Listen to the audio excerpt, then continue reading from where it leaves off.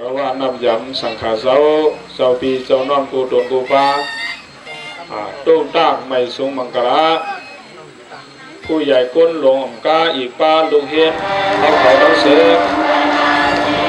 เมื่อไหร่เปลี่ยนวันสันเลยก็มาบอกกันเปลี่ยนใจเป็นวันเลี้ยงต่างสวนวันเลี้ยงต่างสวนเลยใครบอกว่าเขาเรียกมาสวนที่เขาตามเดือน2 เดือนนะมีได้ไม่เกินก็ลงมาได้เดือนกว่าคุณมาเนี่ยสุดจากปีนี้ขึ้นยืดกว่าเขาตั้งต่างสวนเลยซ้ำเดะตอนสู้มัวปันไวอ่องลูกเฮียนเขาเดือเสียมกาเต๋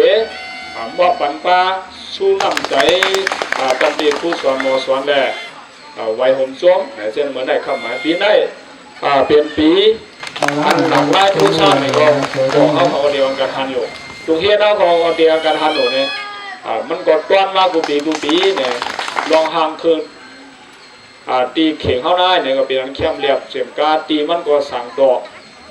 อะไรอยู่แต่ผมไม่เข้มเนี่ยเราก็ว่าก็พอมันยอมยอมในปีในยอมสั่งเนี่ยผู้ใหญ่ก้นหลวงเฮาเนี่ยซ้ำมีนาการเนี่ยก็เพียวกันมาตั้งเหยียดตั้งนำได้มาหันกว่าเนี่ยก็เราการลิกไล่ในเนี่ยจะได้หลวงได้มาหุบชื่อว่าภาษาเฮาสวนในปีนี้มันมีสังหลายเนี่ยนะครับอันดูเฮียนเขาสวนนะเขาได้เฮียนสังเขาส่งมาเขาส่งเขามากขึ้นเฮียนดีพี่เย่ปุ๊บท่านว่านะเขาได้เฮียนดีสังเนี่ยก็อยู่กระพงกระป๋องใจก็เดมีปองใจก็เดมีเขาก็ดีจ้องใจในพวกเยาวมากดีและเฮียนดีสังเนี่ยและเฮียนการตัดใจนั่นนะอย่างเราเรียกว่านของเราเดี๋ยวเฮียนการตัดใจไปปลาพิงทั่วเขานั่นนะก็บอกว่าในภาษาเขาสอนนั่นป้าล่ะซึ่งพุทธพระเนี่ยก็เดี๋ยวป้านะซึ่งพุทธพระเขาจะได้ตระสังขารวัฏฏะสังขารวัฏฏะว่าเขาเปลี่ยนปอเมบนทับดีด้วยถึงโลหะเขาเปลี่ยนโลหะสัมดีด้วยถึงปอเมเขาเปลี่ยนสลามเปลี่ยนด้วยถึงลุงน้องซึ่งลุงน้องทับดีเขาเปลี่ยนด้วยถึงสลามซึ่งไหนมันมีเปลี่ยนขุนก้นกุบาลองเมืองเปลี่ยนด้วยถึงลุงน้องซึ่งเขาเปลี่ยนลุงน้องคาบานก้นเมืองเขาเปลี่ยนด้วยถึงสลามซึ่งไหนมันมีข้อสังเกตซึ่งไหนบอกว่าวันเมื่อไหร่เขาพูดเนี่ยก็เขาเลยมือเหตุการณ์มือนามาเนี่ยอันเขาสอนเขานั่นมันถึงมาใจดีเลยมันเหมือนเขามีภาพมีมีดว่าเขาเป็นมันเดือดถึงเขาย้ำใจมันก็เขารับไว้ที่ก็วันเจ้าเนี่ยพอเขามีเนี่ยมันเดี๋ยวมีดีใจมันนะเพราะว่ามีไว้ในเขาหลงใจมาดีเนี่ยบอกว่าอันเขามาสอนมันเขาได้เดี๋ยวอะไรพูดนะลองสืบเป็นพระเขาเป็นตับเตพระเป็นเจ้าเนี่ยเขาเป็นกุนนับย้ำพุทธศาสนาเนี่ยบอกว่านะข้อสั่งสอนกามสอนพุทธเจ้าอันเป็นเจ้าก็ธรรมะไหนเนี่ยเขานับอย่างมันเจ้าเนี่ยเขาสัมผู้รองมันเจ้าได้บอกว่าพอในผู้รองมันเจ้าเนี่ยรองนับอย่างเขาเนี่ยมันติดตื้อหรือบ้านเขาอันโตเอาปู่ย่าตายายเอานายบ่อนคิงบ่อนเขาของเฮ็ดไว้ในบอกกันนั่นได้เขาเอานับอย่างมาเลี้ยวไปกับห้องเดือดพูดต้นนั่นเชียวมาเดือดเพียงด้วยอย่างแล้วอ่อนกันเลยนับอย่างเจ้าก็ธรรมะเนี่ยพิงภาษาดีนับอย่างมันนำก็หมอเรื่องนะเขาหลุดเลยหมอเรื่องเราเรื่องนี้เลยมีหมอเรื่องนั่นเองเขาหลุดเลยเฮียนก็เฮียนเขาก็หมอเรื่องเขาเลยเฮียนพูดในลองเกี่ยวกับพื้นบ้านเจ้าในร้านเด็กๆครับพื้นเจ้าคู่หมอเขาเจ้าในเดป้าในหลักสูตรการเฮียนนั้นมาสอนใช่ไหมเฮียอะไรเฮียนลองพื้นเจ้าคู่หมอเขาหล่ะเนี่ยเจ้าคู่หมอได้เอาปัน10 วันอ่อนกัดทิ้งซิมดีกลายมาได้บอกว่ากวีนั่นนะกวีปันใหม่เนี่ยซึ่งเขาจะได้บนห้องตีสิบเพี้ยนเราบอกว่ากวีเนี่ยบนห้องกวีเนี่ยกวนเตรียมดีเตรียมลายกวนไปปานลิงไล่บนห้องกวีชื่อกาวีชื่อลูกกาวีเป็นปาลีในเส้นได้ก็มาว่าเป็นกาวีปันใหม่ในเส้นได้ได้พี่เดินนะเป็นกวีเนี่ยนะกำไรเขาสอนชอนนังเขาเที่ยงล้วนเขาได้ลองอย่างนี้ในสวนประมาณที่ห้องเฮียนเขาเนี่ยหนึ่งปกติขึ้นห้องเฮียนไหนอันดาวสุดได้เขาได้นับยอมจอมเดียวนับยอมจอมผิวในบอกว่านับยอมจอมผิวนะในจอมผิวเดินเขียวเหลืองขาวในห้องหูเนี่ยมันบอกว่าเพราะห้องหูลองเดินเขียวเหลืองขาวนั่นก็บอกว่าห้องหูลองไตอินเนาะเนี่ยในห้องเลยนับยอมกูว่านั่นเป็นคนเจ้าคือไตก้อนหนึ่งเนี่ยจอมผิวไตเนี่ยจอมผิวเสื้อสาไตเอากันนับยอมคนนับยอมอ่อนกันห้องกว้างต่างจอมผิวศาสนาเนี่ยในก็หวังเพื่อใดหลวงเขามีตั้งลักเหลี่ยมป่องใจหรือลองจอมผิวห้องกันปองใจหรือลองจอมผิวศาสนากำไรหรือเขาได้ยินเงี้ย ก้นได้ว่ะพวกมันเรียกไว้มันมีตรามากุมไหนมันเหมือนจึงก้ามมีปลีกอะก้นเรียนไหนก็พวกมีตรามาที่ไหนเป็นก้นเรื่องว่ะในอย่างเขาเรียกเชี่ยวปีญญาเขามีเอาหนังหรือเขาเรียนเป็นก้นเรื่องเขาสำรวจธรรมะมาสอนนะเป็นก้นนะเดี๋ยวนี้มักตาสองสอนมักตาธรรมะมักตาโลกะมักตาโลกะหาป้าไม่มีหาเลี้ยงต้องใช้ใจได้มักตาโลกะนั่นนะกับสุดในกำลังดีมักตาธรรมะลองไว้วางใจเพราะมีธรรมะในเพราะว่าเฮี้ยเมี่ยวมาใจเปลืองก็แล้วไหนมันมีธรรมะในมามาเป็นปลีกมันหนังหรือมันเด่มไว้การในกบฏที่เฮี้ยงน่ะรวดจะได้ปากสีชิบในห้องต้นหอถึงปากสีชิบบ่อมจ้าพอหอถึงป้วนนั่นก็มันเด่มไว้นะมันเป็นมีปลีกปันก้นเราก็โดนน้ำเลยเพราะว่าเปลี่ยนก้นมีน้ำกัดมีหยาดเอาเลี้ยดออกไปก่อนมีปลีกไหนก้นเลี้ยดในแก่ดูกันเราสนใจอย่างนี้น่ะมันเลี้ยดป้วนเอาวันไหนความได้จ้าก็ว่ามันมีธรรมะนะมันมีธรรมะมาทิ้งตัวเจ้าเก่าแต่ดีมาทิ้งใจทิ้งตัวเจ้าเก่านะเดี๋ยวเลี้ยวธรรมะพระเป็นเจ้ามาทิ้งอ่ะนะในบอกเข้ามาสอนด้วยในกูวันเอากันไว้พระนะไว้พระเอาไว้รัตนาสามเจ้าเนี่ยล้วนเขาหัวล้วนเฮียรัตนาสามเจ้าเรียนสังในกูบอกทำเด็กพวกว่าพระตราสังขารเพราะว่าหมอนนับอย่างพระตราสังขารพวกมีศาสนามันเด็กกว่ามันอ่ะพวกนั้นนับอย่างพระเป็นเจ้าเนี่ยพระเป็นเจ้าในพวกนับอย่างมันสอนกับดีดีจ้าในสอนกับดีจ้าก็เพราะว่านั้นพวกนับอย่างพระเป็นเจ้าก็เขาเด็กนับอย่างตรามันเจ้าอ่ะพวกนับอย่างตราเป็นเจ้านับอย่างสังขารเจ้าพวกนับอย่างสังขารเจ้าก็สังขารเจ้าได้ดีอ่อนกว่าดีอ่ะนะอ่อนกว่าดีนี้ป้อมเข้าหาสังขารเจ้าเข้าหาพระเป็นเจ้าเข้าหาตราทั้งเจ้าเข้าหาสังขารเจ้าในกับหมอตั้งกว่าพวกเราเด็กกว่าทั้งหลายเนี่ยวนด้วยมันเด็กกว่าทั้งเสียนะนะนั่งเดียมกว่าตั้งพินล้วนเอาเดียมกว่าตั้งพินเมื่อนานาเนี่ยแต่ว่ามาปกป้องปันสวนอีกหลายปันเนี่ยจะได้ลองอย่างเงี้ยก็ไม่ลองมังกรสุงนั่นก็ป้ามังกรสุงอย่าไปเฮ็ดก็ก้นมือเดี๋ยวดีผูกคล้องก่อนนะอาศิวนาซาบาลานัมก้นในพวกมันเฮ็ดก็ก้นมือกับมันรัวลองดูเฮ็ดก็ก้นก็เลยพระราชเป็นเจ้าอย่าไปเฮ็ดก็ก้นมือซ้ำว่าเฮ็ดก็ภายหลังเขาตีมีขอถามว่าหมดตีอะไรเฮ็ดก็ก้นหนีมีปัญญาเพราะเฮ็ดก็ก้นหนีมีปัญญาเนี่ยเขาก็กว่าดีนี้ก็กว่าดีนแก่กว่าดีนซื่อใจนะเจ้ามาอะไรจุกมันวันเมื่อไหร่เนี่ยก็หวังเปลี่ยนใจก็เลียนะมิใจก็หลีใจก็ธรรมะกัลยาณมิตรมันนั่นนะมิใจก็หลีโอ้ยก็หลีซึ่งจะคู่มาเสนาเขาเป็นใจก็หลีก็นะพอเขามีใจก็หลีได้ใจก็หลีเนี่ยมันติดจุงเขากับดีนะลองใจก็ได้ก็เปลี่ยนจุงจันลองขึ้นใหญ่ก็พอมีใจก็เกียบในก็มีแหละในสังกัดแล้วต้าก็หลวงเขาเลี้ยน่ะกว่าดิ่มเลี้ยนั่นนะนี่บอกว่าอันเขาได้สวนลองหยิบเย่ชื่อปืนพระลองหยิบเย่จะได้เรือเสียนั่นกาปีไหนเปลี่ยนคือตอนวันนั้นนะครับสำเร็จสวนนะสอนบาลิกไทยเจ้าคู่อันพวกอย่ามาเล่าเนี่ยมาสอนบาลิกไทยเนี่ยเขาขึ้นมาได้ไงวันลูเฮียนเขาก็ตึกใกล้พวกเมลูกอ่อนพวกเท่ามีเกี่ยวเขาในวันในหน้าเขาตึกปันเฮียเลยเด็กสอนลิงเกลียดแท้เด็กมีบาลิกเขตแท้ไหนมันใจว่าเด็กล่วงมันเด็กคืนนี่ดิก็ว่าพวกปันเฮียไหนได้หมดเจ้าไปฮะพวกนั้นได้ดีเปิดเขาย่อปืนเงินไหนนู้พวกมีเงินมีเขาก่อนกว่าเลยคุณพ่อหมดเจ้าเนี่ยตะกาเขาคุณพ่อตะกาเขาได้เปิดเสื้อสีเบิ้งนะเขาซ้อมจ้องยาเนี่ยเป็นปุนพ่อตะกาเพราะว่าตะกาเขาตึกเดียมทอดปุนพ่อมันเจ้าอย่างจ่าตีพวกปองปันหลวงในวันในหน้าปนเลี้ยเนี่ยเป็นปุนพ่อเท่านะอย่างเราปุนพ่อไปปุนพ่อมันปองเฮ็ดกันเนี่ยมันดึงขึ้นใหญ่เอาพวกปุนพ่อตะกาก็เดียมทอดมันเจ้าเดียมทอดก็ขึ้นใหญ่เกี่ยวนั่นด้วย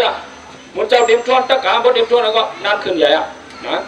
เดี๋ยวได้พึ่งกันนะเนี่ยลาถึงในวันในไก่จ้องในไก่วันก็น่ะเพราะลัน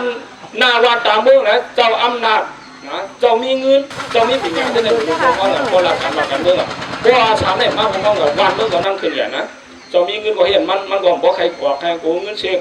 เจ้ามีอำนาจก็เห็นใช้อำนาจแม่ตีนะเจ้ามีปัญญาก็ใครเขาพวงก็ว่าคำถามความเนี่ยมันไหลแล้วในการว่าการเมืองก็จะมีนะก็ว่าเนี่ยเขาสอนที่ไหนก็ว่าเด็กไทยก็เลยสอนอ่ะเจ้าครัวมาเดี๋ยวดาวมาช่วยสอนบันติดยองนาก่อนเจ้าเมื่อสอนบันที่นั่นในบอกว่ายุกยองลิกเปิ้ลเนี่ยเขาก็ลิกเข้าในตัดไส้ตื้อลิกเปิ้ลเอาแต่เขามีโคไก่แต่เด็กกัดจู้ดังขึ้นใหญ่แท้หมอลิกเข้ากันใหม่กลุ่มเขาก็หลุดเลี้ยเพี้ยนด้วยลิกเปิ้ลพ่อสอนบันลิกเขาก็กับเมืองไทยดื้อเนี่ยเจ้าก็ยำยินมาเมื่อตีมืออยู่หน้าจ้าเนี่ยเตี๋ยจ้ามาใหม่ๆเจ้าก็ไปเปิ้ลป้อปันแห้งกับเมืองไทยเจ้าก็สอนไปสอนก่อนวนด้วยก่อนขึ้นมาวนมันเกาสอนเกาหลีก็สอนเกาหลีกับเมืองไทยเนี่ยเขาตื้อเด็กกว่าเนี่ยเจ้าวนนะเมื่อไรเมื่อเขาเด็กกว่าเนี่ยเดี๋ยวรับตายกว่าในมืดตายกว่าทั้งลีโอเนี่ยเดี๋ยววนจะไหนก็ก้นเด็กเขาถึงก้อนแล้วปันผ้ามันกว่าแล้วใครพันก็พันเงี้ยวไหนวนจะไหนแหละก็เจ้าก็เปิดสอนอีกไทยมา มือพ่อเปิดสอนดิไทยได้มือไกลสายเลี้ยงได้ยังมีสายลับก็นอกพูดจอบทอกล้านเยี่ยมันอย่ามาถามเจ้ากันนะว่าจะโทษเขามาในขั้นโทษแบบหนึ่งโทษเขาแค่ใครมาถามมันนะนั่นเจ้าไหนก็ย่ามาการสอนเลี้ยงเนี่ยนะบอกว่าอย่างมันห้องกวนจู้กันนั่นน่ะจู้กับคนจู้กันถามคนว่าเขาอย่างเขาได้เนี่ยก็พวกเขาเป็นคนพิษกวนกินเหล้ากินยามาเช่นนั้นก็ใกล้ทางพิษคนน่ะพวกกับจู้อุกันได้ชัดเจนนั่นเจ้าไหนดีโก้เจ้าไหนก็ยาเมากำนั่นก็ดีโก้นะข่าวเงาก็มาแล้วยาเมากำเนี่ยมันผู้ว่าตั้งรอกันผู้ตลาดผู้ว่าผู้บริชาวสมาจะกินจู้ผู้ว่ากินยามามากเลยเป็นก็บอกอะไรนะลองยามาเนี่ยก่อนเนี่ยเพราะเขาเลยสวนหลวงที่เขาเลยมากขึ้นเพื่อก่อนเนี่ยยามาเนี่ยมันดีเนี่ยก็เขาเดบียามาก็มันมือเลี้ยวได้ก็ไม่ขึ้นมาได้เป็นยามบุญบอเป็นยามาเนี่ยเปิดน้องปืนเลี้ยงบุญบอเป็นยามาเนี่ยเปิดน้องปืนเลี้ยงมากอะปืนโต้สวมง่ายๆมือเลี้ยวได้เปิดน้องยาบ้าแบบคำใดห้องใต้เป็นยามากินออกมารู้ๆสองใจเปลี่ยนเลยนะแกออกข่าวนะเป็นมันรั่วเนี่ยนั่นก็ดีรู้ข่าวเขานะคนกินจะไหนก็อย่างเนี่ยเขาที่ได้มั่นใจมันเป็นตั้งพี่เด้อ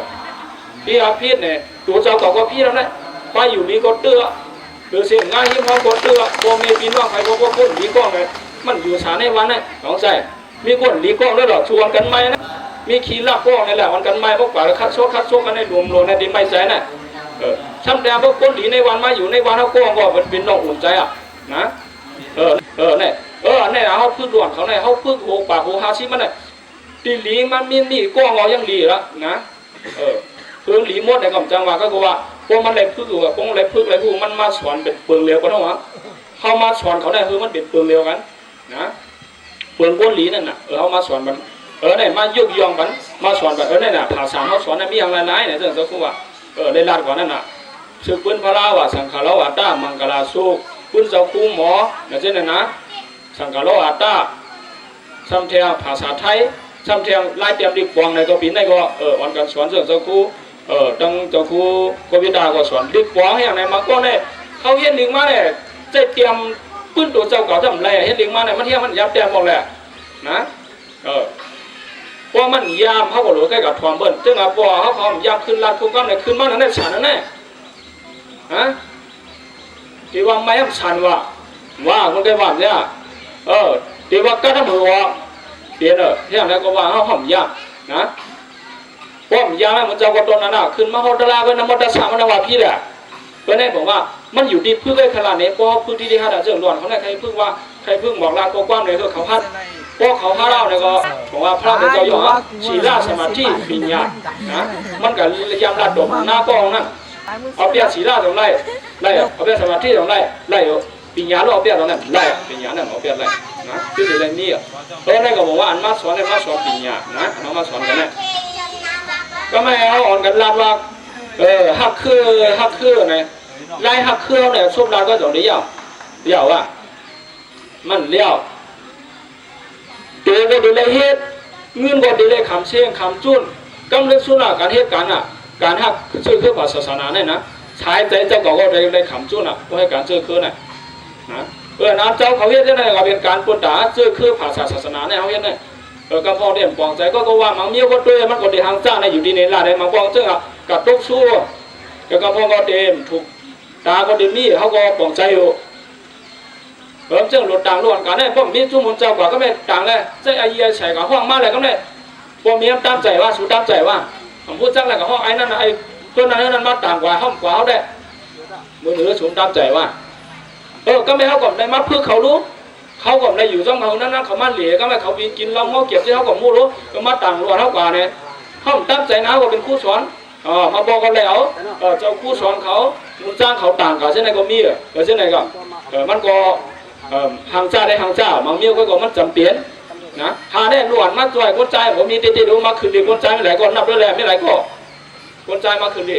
เปลี่ยนนั่งยิ่งหลายๆน่ะคู่สอนเป็นมุนเจ้ามาเป็นคนใจมาเป็นมุนเจ้าสมบูรณ์สอนมี2ก้อนน่ะเนี่ยเขาวนด้วยเขาอย่าไปการอันนั้นเพี้ยนไว้เขาวนด้วยก็ไม่วนด้วยการเขาเพี้ยนน่ะจะต่างกันกับด้วยหางจ้ากับด้วยการโมเดลโมได้เขามีหางจ้าด้วยหางเขาหลุดด้วยน่ะนี่ก็จำเป็นแล้วก็จับมันคือก่อนเนี่ยเขาไม่ทำบริวารทำเป็นเจ้าเพื่อก็เขาหลุดวนลึก หรือวนถึงหันเงาอันเขาเฮี้ยนให้เป็นปุ่นด่าอีสังไงปุ่นด่าเจ้าคือภาษาศาสนาบอกว่าตัวเกิดเป็นไต้การไต้ในก็มันถึงมีบุญพอเนาะเกิดเป็นมุนเจ้าไต้การมุนเจ้าไต้ก็เดือดได้เฮี้ยหรอนะเกิดเป็นกูเกียรไต้การกูเกียรไต้ก็เลยเฮี้ยหรอนะมาเกิดเป็นเจ้าคือไต้เอาอย่างว่าการเกี่ยวกับเจ้าคือไต้เจ้าก็เลยเฮี้ยหรอมาเกิดเป็นมุนเจ้าไต้ก็เลยการแต่พวกหวังล้วนไต้เกี่ยวกับมุนเจ้าเฮี้ยอะไรก็เลยเฮี้ยหรอพวกเฮ็ดถุงนี้ตะกาเขาเฮ็ดได้ก่อนถุงนี้ตะกานะติดเข้าตะกาลูกกำเขาถุงนี้เอาเขาเฮ็ดตรงว่าเจ้าเขาปองเวียนในกระหือเนี่ยเขาก็คัดใจกว่าเจ้าคู่หมอสอนเขาขำเพื่อเอาโดนเขามีเงินเหลือพอมาดอเขาว่าตั้งพวก2 เดือนได้เดี๋ยวมาบัดกันตอนชุ่มมาแน่ก็นำได้เก๋นะครับเดี๋ยวปองไม่ออกเขาอ่อนกันเขาตกชุ่มมานั่นแต่ทำเด็กขึ้นมาตัวเจ้าคู่สอนเขาหมอสอนเขาให้เขาจะได้แบบว่าเรื่องอะไรมาจะได้ก็จะมีตัวในมาถึงจะรู้ถึงเราได้นั่นมาถึงเยอะเพื่อเขาว่าการที่เขาเนี่ยเราทำอะไรไว้มีได้เชื่อเรื่องมีสิ่งเขาอยากเราจะเป็นผู้บอกที่การทำเราทำเพื่ออย่างนี้เป็นผู้บอกที่ไว้ว่าการละเอียดในการการที่เขาเนี่ยเขาว่าการที่ได้เนี่ยอย่างที่เราเพื่อเราที่ว่าเราทำต้องการเรื่องการศึกษาเป็นช่วงนั้นหลวงปู่รอพวกมันที่เขานะเปิดห้องที่ได้สังฆทานวันนั้นเลยถ้าสนใจเต้งเขาวนมาหลาดได้แล้วมันเฮ็ดเลยนะช่วงไว้หลาดก็วันนี้การซื้อคืนนายมันมีในมือกูก็เดี๋ยวด่วนเขาการทิ้งซิมการซื้อคืนนายในดีเลยจ่วยกันผ่ายมดเจ้าก็ดีเลยเฮ็ดผ่ายการเมืองเจ้าชื่อเขาก็ดีเลยเฮ็ดผ่ายคนใหญ่คนหลวงเขาก็ดีเลยเจ้าซื้อคืนนายมันดีอยู่รอพังห้างอันเท่าลุงอันเท่าหลาดอันเท่ามาสอนลิงได้ไงเป็นว่าทิ้งซื้อคืนให้อันลืมมาหลาดก้อนได้แหละมังอาความได้สืบเป็นพระก็แหละก็ขึ้นโอเย็นมันลากระป๋องพ่องในเอามาละความได้เนี่ยไปบ้าลิกได้เนี่ยเตรียมมาลิกได้ชูเนี่ยก็ไปบ้าลิกได้มาบอลมุงบ้าโคตรได้เนี่ยไปบ้าไว้พระความไปพระได้เนี่ยไม่บอกว่าความลาเท่าไหนเขาไปบ้าก็เป็นตั้งลุงตั้งไหวโค่นุงโคไหวลองยินเงี้ยอันเขามีมันดูพัดตรงมาเนี่ยครับที่หัวเป็นมาเนี่ยเป็นไตเป็นกระลำลำหัวหลงป้องลุงคนได้มาในหัวน่ะบอกว่าลองพังหางเขาเพราะกับใจความโลเล่เนี่ยก็ลาโลเล่เนี่ยกินหน้ามาลาโทษนี่ก็ใกล้ว่ามังบอลล้วนเขาใกล้ว่าห้ามเจี๊ยดลิงเนี่ยเขาใกล้ว่าน่ะใช่ไหมเจ้าอะไรนั่นใช่ไหมใครบอกว่าเนี่ยว่ายมาเนี่ยเพราะความบนโลเล่เนี่ยเขาลาดความหลับนะว่ามันเสื่อมหลับเนี่ยลาดแล้วเที่ยงแล้วเอาความบนมาล้วนนะมั้งนะถ้าเด็ดตัวทั้งพูดในนี้ก๋วยเขียวเนี่ยห้ามพวกไข่จ้าใช่ไหมแน่ห้ามพวกหวานเนี่ยโลเล่กับที่มันไรลาดประมาณแล้วก็ใจเป็นใจอย่าไปบอลล้ในบอกว่าอันเขาลาดล้อในบอกว่าทิ้งชิงความเขาตั้งลงตั้งไว้เขาก็ทิ้งชิงคู่เขาในบอกว่าอันเขาเฮ็ดได้เป็นการทิ้งชิงคือเจ้าเขาก็เนี่ยเจ้าเขาก็ชื่อเจ้าเมียเจ้าเขาก็เป็นผู้ทุเสียนไว้นะก็การนั้นเป็นการเขาเฮ็ดได้เป็นการเชื่อคือภาษาเชื่อคือก็เชื่อคืออยู่รอดก็ภาษาอยู่รอดนะพวกเฮ็ดเจ้าเมียเจ้าเขาอยู่ในทำในหัวเขาเยอะเด้อกับเมียทั้งเขาไปนั่นก็ว่าหนังอีหรือชื่อคือเจ้าเก่านั่นเจ้าหมายหน้าวะเพราะว่าคำย้อนเปลี่ยนพระเป็นเจ้าใครเป็นพระร้องวะก็ว่าใครช่วยแถมชื่อคือใครยัดการชื่อคือในกว่าแต่พอมาเดินขึ้นพระร้องเขาเจ้าก็ชื่อช่วยแถมชื่อคือที่เด็กอยู่เพราะว่าอะไรกันอยู่เพราะว่าลิงในก็ลิงในวันกันกับเดี๋ยวเรื่องกันผู้เนี่ยได้เป็นการช่วยแถมชื่อคือแหละกับเป็นกวางข้ามอดช่วยแถมชื่อคือกับเป็นการลำอดช่วยแถมชื่อคือในพระเป็นเจ้าเนี่ยก็ว่าเพราะเขาเป็นเจ้าเป็นพระเป็นเจ้าเนี่ยจากการตัวแถมเจอขึ้นเขาเปลี่ยนอะไรก็คือเปลี่ยนอะไรเงินตัวแถมเงินเปลี่ยนอะไรป้ายวนตัวแถมป้ายวนเปลี่ยนอะไรเฮี้ยงตัวแถมเฮี้ยงนะเปลี่ยนอะไรเฮี้ยงเปลี่ยนอะไรสังมาปันเฮี้ยงในก็เป็นการปันเฮี้ยงเดี๋ยวเช่นไหนเนี่ยเขาดูอะไรหมอปันเฮี้ยงกันพวกเขาหนังกันหมอปันเฮี้ยงกันเนี่ยไทยได้มาปันเฮี้ยงเขานะเมื่อเดี๋ยวนั้นเอาในวันนั้นเขาเอากันโต๊ะสู้เขาก็มาเฮ็ดไหนก็วงเงินพอมีออกเขานะป้ากูโก้เนี่ยนะจืดเงินเขาเจ้าเนี่ยผมว่าเขาป้ากูโก้เนี่ยพอเขามาด้วยเนี่ยจะเขาจื้อเขาหลุดเลยหมดจ้วงขึ้นก็ไม่อ่านเท่าไรเฮ็ดนั่นโอ้อันเขาเจ้าก็ตกสู้อะไรเงินมานั่นเนี่ยโอ้มาเฮ็ดไหนมาเฮ็ดป้ายมาเฮ็ดสังเขียงเลยนะโอ้มาเฮ็ดบันไพลาเนี่ยด่าเขาด่าลุงหลานเขานะคำคำหยาบกับกลางค่ำกลางคืนมันก็เจ้าไหนก็เนี่ยคุณตายกยองหลีกไล่ใจเขาเนี่ยก็ฮาโนได้เขาก็หลุดเลยป่องลาดนี้ว่าอันปล่อยลูกอ่อนเขามาเฮ็ดตีห้องเฮ็ดพิงเงี้ยปุ๊บท่าอะไรห้องเฮ็ดแต่มาเนี่ยเขาไล่สังกว่าเนี่ยคือโกมีอ๋อเขาได้พูดเลยเจ้ามาผู้จู่ลาดเนี่ยกำเนิดสู้เนี่ยกูเท่าไหร่นะแต่เด็กขึ้นใหญ่เนี่ยเขาหลุดเลยมีเฮียงนะความเดือดความปฏิบัติปั้นเล่าหรือมีเฮียงศรัทธาอยู่ยาวอยู่มาติดเปลี่ยนการอะไรพวกเขาเฮ็ดหรือมีจังนั้นล่ะพวกมีเฮียงหรือนั่นเป็นอะไรเยอะ เรียกกว่าอะไรเยอะจานนั่นแหละกว่าทางเสียนตุกเดียวอาจารย์นั่นแหละทางเฮียนไว้ละแต่เด็กกว่าที่ตุกเดียวเปลี่ยนอะไรอ่ะจิ้วเลยนัดเพราะว่ามียังอารามีศรัทธาอยู่มากเลยหลุดแล้วมีตั้งคัดใจหลุดแล้วคัดใจเฮ็ดอ่ะมีกลางใจอยู่ยามาดีเปลี่ยนก็สั่งลูกเฮ็ดในก็นั่นก็เป็นก็ไม่หลุดแล้วมีสติหน้าการเจ้าเขาเฮ็ดสังเจ้าหลุดเลยปักจ้ามือเลยนะเขาเกี่ยวกับปังสวนเขาก็ใส่เขาปักจ้าลงปังสวนเอาสติมีสติแต่เสียหลุดยังก็ไม่หลุดมีสมาธิใจนิ่มว่าผมใจนิ่มเนี่ยอยู่กับตั้งก็มันขยันนั่นรู้ๆก็มันขยันในรู้ๆในก็ผมไล่นั่นก็นะสมาธิก็ละเมหรือละเมศรัทธาวิริยะสติสมาธิปัญญาเป็นอย่างนั้นหลวงปู่จวดหลวงปู่หอบหลวงปู่เจ้พวกเขาได้เห็นไหนได้เป็นหือเขียงเขาในพวกไว้แล้วพวกได้เป็นคนนั้นเป็นปัญญาเนี่ยเจ้าเขาอ่อนกันมาวนน่ะพวกไว้ชื่อวนมันเดียบเหรียญนั่นเป็นปัญญาน่ะนะพวกเหรียญน่ะมันเด่นอยู่หุ้นค่ายมั่งในฉากโตโย่เนี่ยจะเป็นปัญญาน่ะเจ๊ๆน่ะจะนั่นก็ปัญญาเขานั่นนะได้บอกว่าหลวงละมีอ่ะหลวงยุ่มยั้งหลวงละมีตั้งคัดใจหลวงละมีสติพูดตัวน่ะสติเนี่ยพูดตัวเจ้าเก่าที่เฮ็ดสังอยู่สมาธิมันหลุดนิ่งปั๊บใจนิ่มเดียนเจ้าเก่าเฮ็ดน่ะกำเนิดสุนปิญญาหลุดเลยเจ็บตัดหลุดเลยว่าอันไหนถูกที่เฮ็ดอันไหนถูกที่เฮ็ดอันไหนถูกที่เฮ็ดอันตั้งอันไหนถูกที่เฮ็ดด้วยปิญญาเนี่ยก็เมื่อวานนั่นแหละเจ้าใครลาได้ก็มีมองในไว้ให้ตะเก่าเขาไหนกูก็เจ้าสังขารเจ้าปีเจ้านอกอันไหนมาเขาผมวันหลวงปังสอนในเสียงก้าอีกป้าผู้ใหญ่ก้นหลวงเขากูก็กูก้นแล้วก็ลูกเฮียนเขากูก็ในอันไรมาเขาผมในปังป้อยไหนเนี่ยให้มีตองตัวใจสองตวนสองป้ากระเทียนเสียมก้าให้วันกันไปป้าชื่อคือภาษาศาสนาเจ้าเก่านั้นกว่าได้ใหญ่ๆนำเสกเนี่ยย้อนขอดยอดไปก้อนเป็นไหนไม่สูงตั้งเสียงสาธุสาธุสาธุ